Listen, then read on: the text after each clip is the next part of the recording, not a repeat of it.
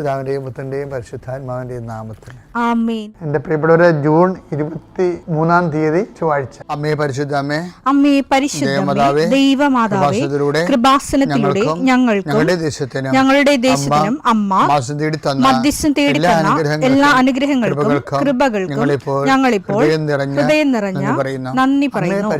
അമ്മേ പരിശുദ്ധമേ, ദൈവമാതാവേ, 2004 ഡിസംബർ 7 ഉച്ചകഴിഞ്ഞ് 2:30 കൃപാസനത്തിൽ സംഭവിച്ച അമ്മയുടെ പ്രത്യക്ഷപ്പെടലിനെക്കുറിച്ച് തിരുസഭയ്ക്ക് സമർപ്പിച്ചിരിക്കുന്ന പഠനരേഖകളുടെ മേൽ സഭാത്മകമായ പഠനം ആരംഭിക്കുവാൻ ഞങ്ങൾ പ്രാർത്ഥിക്കുന്നു. അമ്മേ പരിശുദ്ധമേ, ഭൂസ്വർലോകങ്ങളുടെ രാജ്ഞിയായ അങ്ങേയ്ക്ക് ഭൗമസംരക്ഷണത്തിനായി പ്രപഞ്ചപ്രകൃതിയെ തന്നെ തിരുസഭ പ്രതിഷ്ഠിക്കുവാൻ ഈ പ്രത്യക്ഷീകരണം വഴി ഇടയാക്കണമേ. പരിശുദ്ധമേ, ജപമാല മാതാവേ, സകല കൃപാസനം പ്രാർത്ഥനയോടും ചേർത്ത് ഞങ്ങളിപ്പോൾ പ്രാർത്ഥിക്കുന്ന ഈ കുടുംബത്തിന്റെ പ്രത്യേക നിയോഗം പറ മക്കളെ.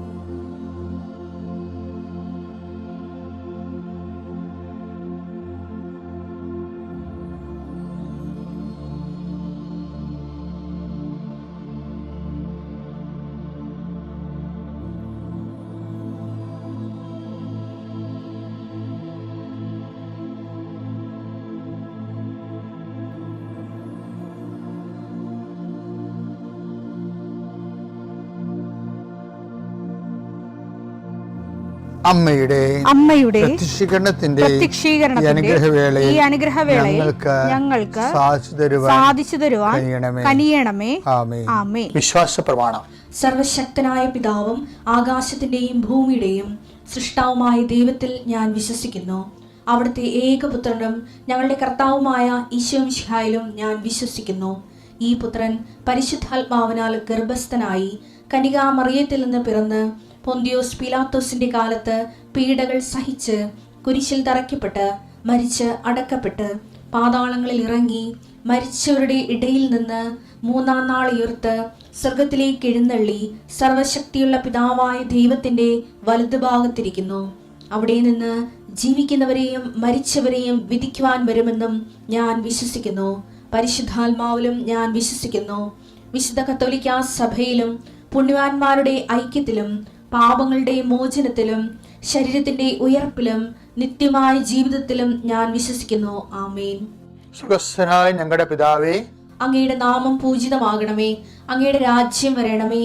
അങ്ങയുടെ തിരുമനസ് സ്വർഗത്തിലെ പോലെ ഭൂമിയിലും ആകണമേ. അന്നു വേണ്ടുന്ന ആഹാരം ഇന്ന് ഞങ്ങൾക്ക് തരണമേ. ഞങ്ങളോട് തെറ്റ് ചെയ്യുന്നവരോട് ഞങ്ങൾ ക്ഷമിക്കുന്നത് പോലെ ഞങ്ങളുടെ തെറ്റുകൾ ഞങ്ങളോടും ക്ഷമിക്കണമേ. ഞങ്ങളെ പ്രലോഭനത്തിൽ ഉൾപ്പെടുത്തരുതേ, തിന്മയിൽ ഞങ്ങൾ രക്ഷിക്കണമേ. ആമേൻ. നന്മ നിറഞ്ഞ മറിയമേ, സ്വസ്തി. കർത്താവ് അങ്ങയുടെ കൂടെ സ്ത്രീകളിൽ അങ്ങ് അനുഗ്രഹിക്കപ്പെട്ടവളാകുന്നു. അങ്ങയുടെ ഉദരത്തിൻ ഫലമായി ഈശോ അനുഗ്രഹിക്കപ്പെട്ടവനാകുന്നു. പരിശുദ്ധ മറിയമേ, തമ്പുരാന്റെ അമ്മേ, പാപികളായ ഞങ്ങൾക്ക് വേണ്ടി ഇപ്പോഴും ഞങ്ങളുടെ മരണസമയത്തും തമ്പുരാനോട് അപേക്ഷിക്കണമേ. ആമേൻ. കർത്താവേ, നിന്റെ ഉന്നതമായ നാമത്തിന് സ്തോത്രം ചെയ്യുന്നു. കർത്താവേ, നിന്റെ വിശുദ്ധ പൗരോഹിത്യത്തെ മഹത്വപ്പെടുത്തണമേ. കർത്താവെ, സഭയിലുള്ള സാന്നിധ്യം പ്രകടമാക്കണം. 40 വർഷം ഞാൻ അർപ്പിച്ച കൃപാനയുടെ യോഗ്യതയാൽ കൃപാസന അൾത്താറെ ജീവനോടെ പ്രത്യക്ഷപ്പെട്ട പരിശുദ്ധ അമ്മയുടെ മാധ്യസ്ഥത്തിലെ ഞാൻ മക്കളെ ആശീർവദിക്കുന്നു. ഈശോയെ, എവിടെയെങ്കിലും യാത്ര ചെയ്യുന്ന മുമ്പ് ഇതൊന്ന് കൂറിയിട്ട് പോണവരുണ്ട്. ഈശോയെ, അവർ മക്കളുടെ ഇന്നത്തെ മുഴുവൻ യാത്രകൾ ഞാൻ അങ്ങേക്ക് ഏൽപ്പിക്കുന്നു. അവരുടെ കണ്ണുനീര് ഉപ്പണം കർത്താവെ. അവർ പോകുന്ന ഇടങ്ങളിൽ നീ അവിടെ കൂടെ പോകണം. പലരും ഒറ്റക്കാണ്. പലരും അവർ ഒറ്റക്ക് പോയിട്ട് നടക്കാത്ത പല കാര്യങ്ങൾക്ക് വേണ്ടിയാണ് പോണത്. ഓഫീസിലായാലും കോളേജിലായാലും സ്കൂളിലായാലും പരീക്ഷയ്ക്കായാലും ജോലിക്കായാലും ഇൻ്റർവ്യൂവിനായാലും മറ്റ് റവന്യൂ ആയിട്ടുള്ള കാര്യങ്ങൾക്കായാലും കർത്താവ് അങ്ങയുടെ മക്കൾ പോകുന്ന ഇടങ്ങളിലെല്ലാം I come with you wherever you go. മുഖത്തെ ആവേശപ്പെടുത്തുന്ന അങ്ങയുടെ അഭിഷേക വചനമാണ്. നീ എവിടെ പോയാലും ഞാൻ നിലകൊണ്ടാകും. കർത്താവെ, ഞങ്ങൾ ആഴമായത് വിശ്വസിച്ചുകൊണ്ട് കർത്താവ് ഈ മക്കൾ നിന്നെയും കൊണ്ടുപോകാൻ ഇടയാക്കണമേ. പരിശുദ്ധമേ, സമയത്തിൻ്റെ അധികാരി സഞ്ചാരി മാതാവേ, അങ്ങയുടെ മക്കളുടെ കൂടെ സഞ്ചരിക്കണമെന്ന് പ്രാർത്ഥിക്കുന്നു. പിതാവും പുത്രനും പരിശുദ്ധാത്മാവായ സർവ്വേശ്വര എന്നേക്കും ആമേൻ. നമ്മൾ ഇന്നലെ ചെല്ലാനം പള്ളി ധ്യാനിപ്പിക്കാൻ പോയ കാര്യം പറഞ്ഞില്ലേ? ആ ചെല്ലാനം പള്ളി 2ാമത്തെ ദിവസത്തെ എന്ന് പറയുമ്പോൾ ഞാൻ ഓർക്കുന്നുണ്ട്, ഈ കരയും കടലും കായലും കാണാതെ മൊത്തം വെള്ളപ്പൊക്കത്തിൽ കിടക്കുകയാണ്. നല്ല തണുത്ത കാറ്റും നല്ല ശക്തമായ കാറ്റും മഴയൊക്കെ. അതുകൊണ്ടാണ് പള്ളിയിൽ ആൾ കുറയണത്. ആൾ വളരെ കുറഞ്ഞ, ആ ചെറിയ പള്ളിയാണെങ്കിൽ പോലും അതിൻ്റെ നിൽക്കാനുള്ള 10, 15, 20 ആളാണ് ഉണ്ടായത്. അപ്പോൾ ഞാൻ ആലപ്പുഴ നാടൻ വരെ ചെല്ലണമായി ശരിക്കും പറഞ്ഞാൽ 20 ആളിന് വേണ്ടി ഇവിടുന്ന് ആലപ്പുഴ വരെ പോകും. അപ്പോൾ ഇത് ആലപ്പുഴയിൽ നിന്ന് ഈ ചെല്ലാനം വരെ പോകും. കൊച്ചി ജില്ലയിലാണ്. അപ്പോൾ എന്താ പക്ഷേ എറണാകുളം ജില്ലയിലെ. അപ്പോൾ ഇങ്ങനെയുള്ള സാഹചര്യങ്ങളിലൂടെ ദൈവം നമ്മളെ കൊണ്ടുപോകണതാണ് ശരിക്കും പറഞ്ഞത്. അന്ന് അവിടെ ഒരു സംഭവം നടന്നു. 3-ാം ദിവസം ഞാൻ ചെല്ലുമ്പോൾ ഞങ്ങൾ ചെല്ലണത് തന്നെ ഈ ഓർഗൺ ഉണ്ടല്ലോ, ഈ വലിയ ഓർഗൺ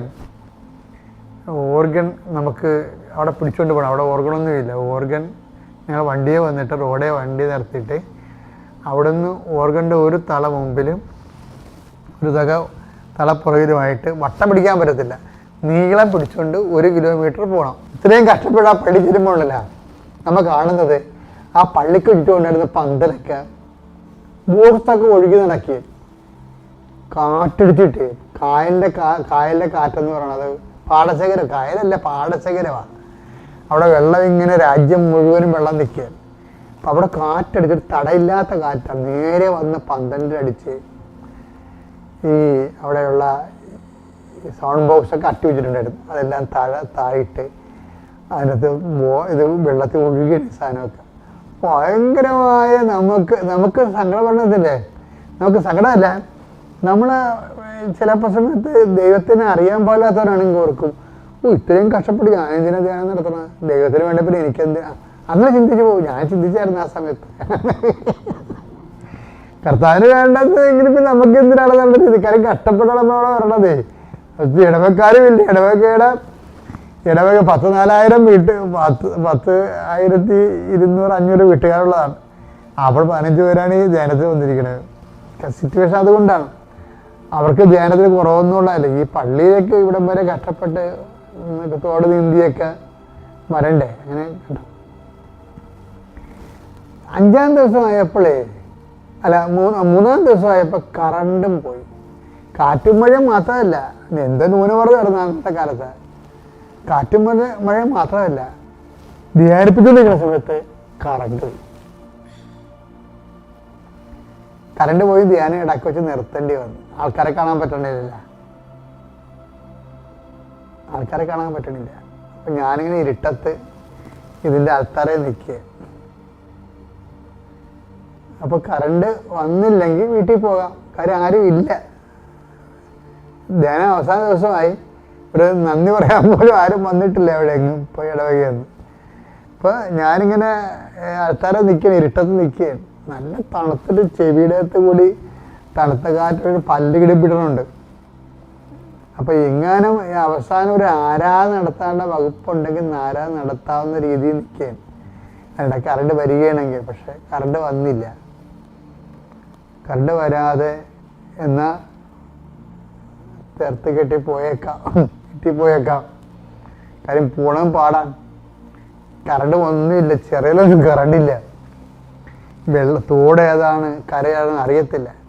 ഒരു തിട്ടത്തിൽ നമുക്ക് കാല് തെറ്റിച്ചിട്ടേ പോകാൻ പറ്റത്തുള്ളൂ. അതിന് ഓർഗൺ കൊണ്ടുപോകണം. എല്ലാം അത് ഓർക്കുമ്പോൾ ശരിക്കും എങ്ങനെയും റോഡിലെത്തിയാൽ മതി എന്നുള്ള ചിന്തയാണ്. അപ്പോൾ അങ്ങനെ ഇരുട്ടത്ത് ഞാനിങ്ങനെ നിൽക്കുമ്പോൾ ആൾക്കാരുമൊക്കെ പള്ളിയിൽ അവിടെ ഇവിടെയൊക്കെ താഴെ നിൽക്കാൻ പറ്റത്തില്ല, നിൽക്കണം ആൾക്കാർ പള്ളിയിൽ. താഴെയൊക്കെ മുഴുവൻ വെള്ളം കയറി തൂവാനടിച്ച് കാറ്റടിച്ച് വെള്ളം കയറി കിടക്കുകയാണ് പള്ളിയുടെ അകത്ത്. അപ്പോൾ ഞാനങ്ങനെ നിൽക്കുന്ന സമയത്ത്, ആൾക്കാരെ നിൽക്കുന്ന സമയത്ത് പെട്ടെന്ന് ഒരു വല്യപ്പൻ, അപ്പോൾ ആ വല്യപ്പൻ 3 ദിവസം അവിടെ ഉണ്ട് കേട്ടോ. പഴമക്കാരുടെ കാര്യം അതല്ല, അവരൊന്നും ഇതൊന്നും ഇങ്ങനെയുള്ള വിഷയമൊന്നും മൈൻഡ് ചെയ്യത്തില്ല. ആ 3 ദിവസം ആ വല്യപ്പനുണ്ട്, ആ വല്യപ്പനേക്ക് അറിയാം. അപ്പം ഇതിൻ്റെ അകത്ത് ഒരു ചെറിയ മുനിഞ്ഞ് കത്തുന്ന വിളക്ക് തിരിയുണ്ട് അവിടെ. ആ തിരിയുടെ വെളിച്ചത്തിൽ ഈ വല്യപ്പൻ കയറി അൾത്താരേക്ക് വന്നു, അൾത്താരോട്ട് കയറി വന്നു. അപ്പം എനിക്ക് എന്താണ് അപ്പച്ചൻ വീട്ടിൽ പോകണമെന്ന് പറയാൻ വേണ്ടി വന്നതായിരിക്കും, നിർത്തിയൊക്കെ അച്ഛാന്ന് പറയാൻ വേണ്ടി വന്നതായിരിക്കും, മുപ്പുകാരനാണ്. അപ്പം ഞാൻ പറഞ്ഞു, എന്താ പാപ്പ? അതാ അച്ഛാ എന്ന് പുള്ളിയുടെ തൊണ്ടയിടറി. അതേപോലെ മനസ്സിലായ ആള് വന്നിട്ടുണ്ട്. അച്ഛനെ വല്ല മനസ്സിലായ എന്ന് നോക്കുമ്പോൾ ഞാൻ ഈ ഇരുട്ടത്ത് ഈ അപ്പാവൻ്റെ മുഖത്ത് നോക്കി, അപ്പോൾ ആള് വന്നിട്ടുണ്ട്. ആള് വന്നെന്ന് പറഞ്ഞില്ല, വല്ലാത്തൊരു സുഗന്ധം എൻ്റെ മൂക്ക് ചുറ്റി പോണം. ഞാൻ ആരാണെന്ന് ചോദിക്കേണ്ട കാര്യം എനിക്ക് വന്നില്ല. എനിക്ക് മനസ്സിലായി അമ്മയാണ്. ഞാൻ എൻ്റെ ജീവിതത്തിൽ ഈ അനുഭവം എഴുതിയിട്ടുണ്ട്. എന്താ കാര്യം വെച്ച് കഴിഞ്ഞാൽ, അമ്മ കണ്ടതല്ലേ നമ്മൾ ഈ പങ്കപ്പാട് സഹിക്കണത്. ഈ 3 ദിവസം അവിടെ നടത്തിയത് മരിയന്തേനമാണ്. ഈ 3 ദിവസം അവിടെ നടത്തിയത് മരിയന്തേനമാണ്. ഞാനിന്ന് നിങ്ങളോട് മരിയനെ കുറിച്ചൊക്കെ പറയുമ്പോൾ, മരിയനെ അറിഞ്ഞു കഴിഞ്ഞാൽ പിന്നെ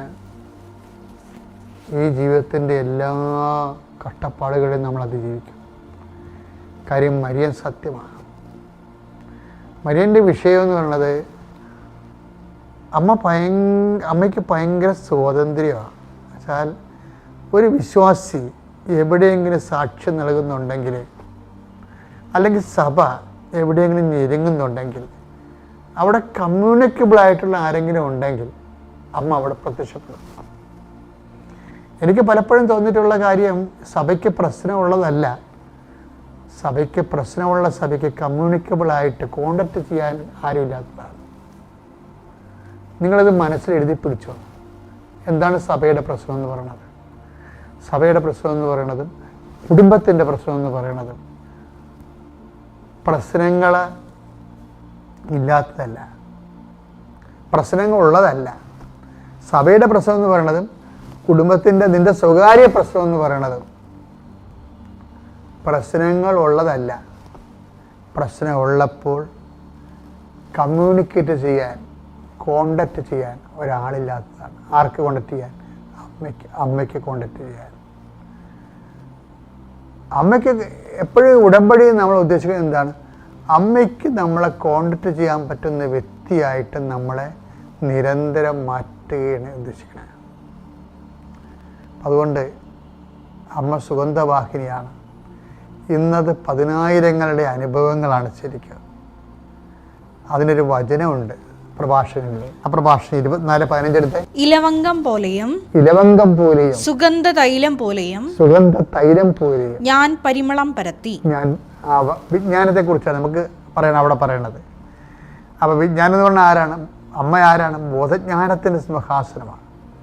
വിജ്ഞാനത്തോട് ചേർന്ന് എപ്പോഴും പരിമളമുണ്ട്, സുഗന്ധാഭിഷേകം ഉണ്ടാകും. ഞാൻ സുഗന്ധം പരത്തി. പറഞ്ഞോളൂ. വിശിഷ്ടമായ മീറ പോലെ ഞാൻ സൗരഭ്യം വീശി. നറുംപശ ചന്ദനം കുങ്കുമം ദേവാലയത്തിലെ കുന്തുരുക്കം എന്നിവ പോലെയും ഞാൻ സുഗന്ധം പ്രസരിപ്പിച്ചു. സുഗന്ധ പ്രസരണം എന്ന് പറയുന്നത് ഒരു ആധ്യാത്മിക അനുഭവമാണ്. നീ ദൈവമായിട്ട് ഇൻറ്റിമസി ആകുമ്പോൾ നിനക്ക് ലഭിക്കാൻ സാധ്യതയുള്ള സാന്നിധ്യത്തിൻ്റെ അടയാളമാണത്. എത്രയും വേഗം നീ പ്രാർത്ഥിച്ചു. അമ്മയ്ക്ക് കോണ്ടാക്ട് ചെയ്യാൻ പറ്റിയ ഒരു പേഴ്സണായി നീ വളരാൻ കർത്താവ് നിന്നെ സഹായിക്കട്ടെ. പിതാവിൻ്റെയും പുത്രൻ്റെയും പരിശുദ്ധാത്മാവിൻ്റെയും നാമത്തിൽ.